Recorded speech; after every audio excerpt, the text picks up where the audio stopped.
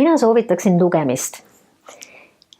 Ja seda enam, et täna on Jaan Krossi sünnipäev 20. veebruar.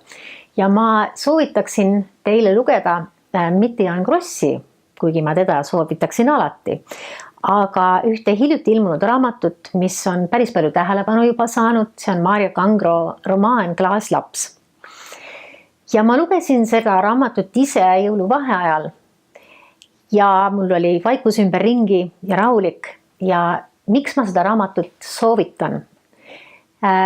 Ei ole mitte otseselt seotud selle aususega või selle siirusega, millega Maarja Kangro oma romaani üles seab, millest ta lähtub, vaid sellepärast, et see on raamat, mis teeb ebamugavaks. Väga mitmel moel, väga mitmes registris ja mõtleb väga teravalt, kohati ka ülbelt paljude nii sotsiaalsete küsimuste üle kui ka isiklike küsimuste üle ja puudutab valusat kohta väga paljude inimeste elus.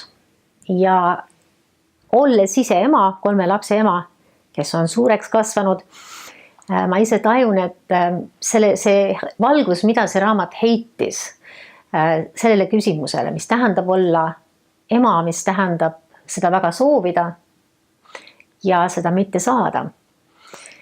See pani mind mõtlema väga mitmes aspektis just selle üle, mis asi on emaks olemine ja mida see laiemas maailmas tähendab.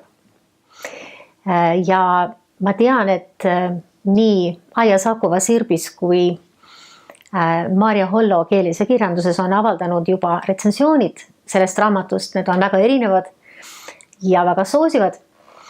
Aga ma arvan, et see raamat teeb just õigest kohast ebamugavaks oma lugejat. Ja ma olen alati oma tudengitele kiitnud just selliseid raamatuid, mis ei paku mitte seda kõige mugavamat elamust, vaid pigem just seda okkalist. Seda on vaja.